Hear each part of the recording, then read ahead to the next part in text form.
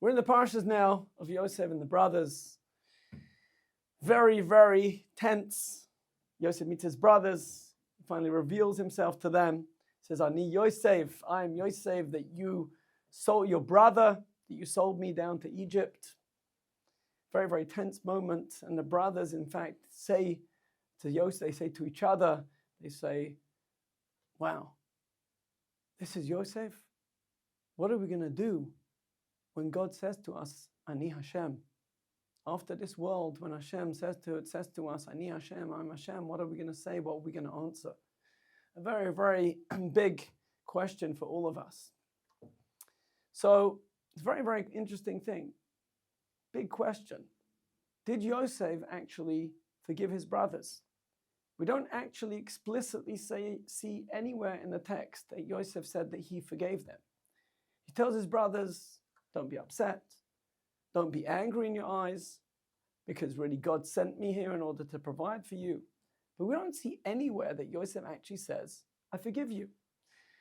So much so that actually after Jacob dies, the brothers again come to Yosef. And some say they even told a white lie. And they said that really our father wanted you to forgive us. Which wasn't technically true, because Yaakov actually never ever knew about the fact that Yosef was sold by his brothers. Yosef was meticulous in making sure that he and his father would never be together alone, because he knew his father was going to push him and he was going to end up having to tell him the truth. So therefore he avoided, can you imagine? In those last 17 years, he avoided actually being together alone with his father, which was probably his greatest wish, just in order to avoid not implicating the brothers in his sale. Unbelievable. We really say, they say that Yosef is considered to be tzaddik yesod olam. He's considered to be so righteous, he's like the foundation of the entire world. That's how great Yosef was.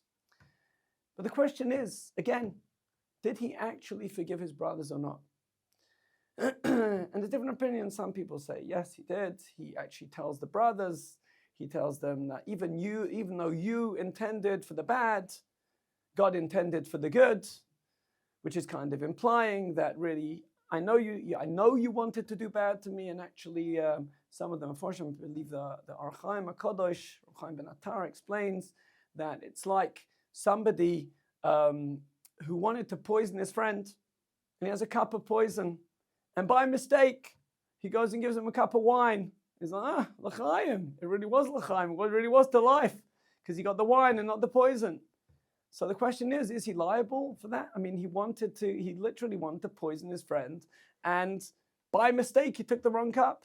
And the answer is that they say he's actually not liable.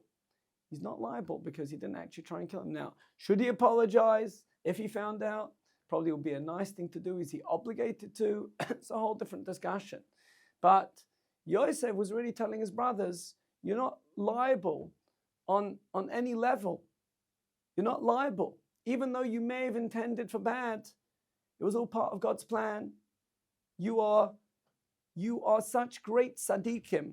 The Nesiv Shalom explains, the great Slonim Rebbe says that you are such great tzaddikim, you've perfected yourself so much that your body has become an expression of Hashem's will, to the point that I believe that even when you thrust me into the pit, and even when you took me out and you sold me down as a slave to Egypt, it wasn't actually you that was doing it. It was Hashem's will. And therefore you became an expression of Hashem's will, because you're such great tzaddikim. Is it true? There's many different discussions among the commentaries. But did Yosef actually forgive his brothers? Did he entirely forgive them or not? According to this, it sounds like not only did he forgive them, he actually looked at them as being extremely righteous tzaddikim. But I'll tell you a very, very interesting twist. The Rabbeinu Borger says Yosef did not forgive his brothers. Strange. Yosef, tzaddik, didn't forgive his brothers. They say that many years ago in yeshiva here in Yerushalayim, it was actually just a week or two before Purim, there was a couple of Arabs came in and they wreaked havoc. I believe they shot people in the yeshiva actually, one or two of them were actually connected to the yeshiva. I think they worked for the yeshiva. They came in and they turned into a bloodbath there in Merkaz Harav. The point actually that our Rav in our yeshiva said afterwards that he doesn't allow people to fire guns on Purim.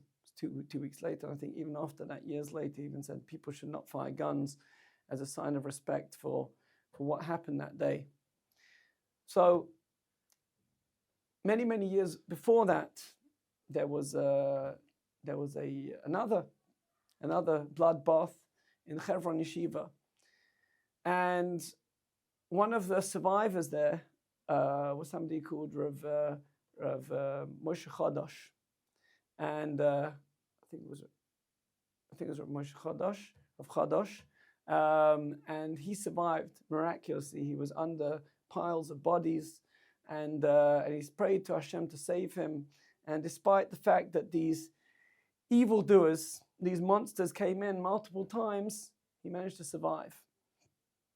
And he said afterwards when he spoke, he said, even if the perpetrators would be brought to justice, and even if genuinely they would beg forgiveness, perhaps we will be able to go and forgive them for the pain that they afflicted, for the cruelty that they did, perhaps. But one thing we can never forgive them for is what they caused, the loss of potential. That can never ever be made up. Because these young men that were killed there in Yeshiva and Hebron had such potential, what they could have become. Who knows? They could have become the great rabbis of the generation. So too in Merkaz Harav, the young men there could have also become great leaders, great rabbanim of different yeshivas, community leaders. Who knows what they could have become? Says Rabbeinu Borger, that was Yosef's claim to his brothers as well. We're told that the relationship between Yaakov and Yosef was so great that nafshoy keshura b'nafshoy, that their souls were connected. They were bound together. And interestingly enough, one of the commentators, the Baal HaTurim, tells us it's the same gematria, same numerical value, the word keshura, as Torah, because their souls were bound together with Torah. The deepest connection a person can have is through Torah. You want to cleave to God? Learn Torah. It's the deepest possible connection. You're talking about taking something which is infinite and us as finite beings being able to connect to the infinite. That is the Torah. So that's what Yosef said. He said to his brothers, he said, I could forgive you.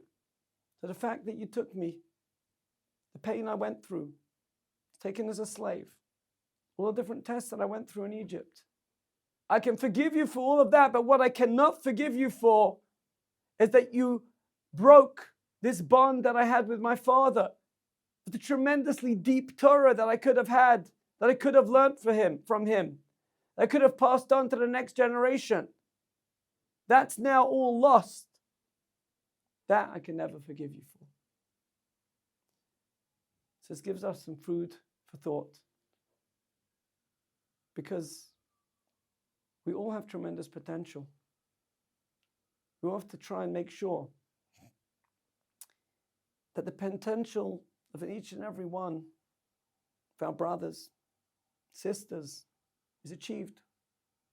We have to make sure that none of them are abandoned. So that even Yaakov Avinu is great, as he was the greatest of the great.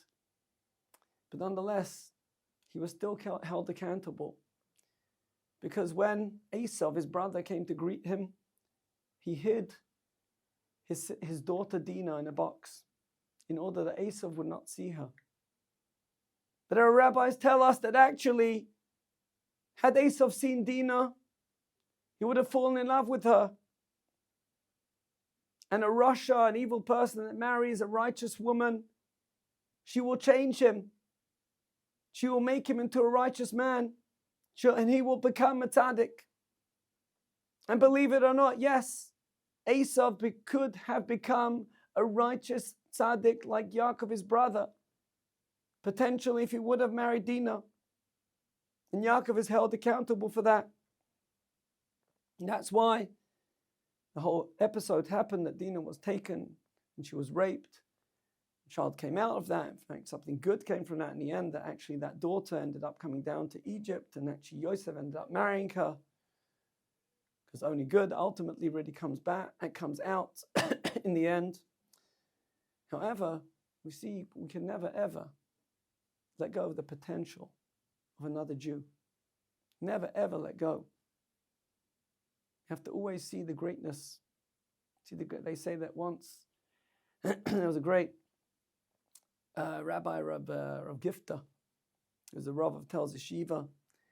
He has a son-in-law. I heard it from his son-in-law, from Rav Abraham Chaim Foyer, that once Rav Gifta had to go for a cataract operation. And he mentioned to his son-in-law, he said, you know, the word for a pupil in the eye in Hebrew is actually an ishon. You know, the word ish means a man. When you add a vav and a nun, it means a miniature version. It means a small man. Said Rav Gifta, if you look into somebody's eyes, you'll see an amazing thing. You'll see a mirror image of yourself, but upside down. An upside down version of yourself, but a tiny miniature version of yourself.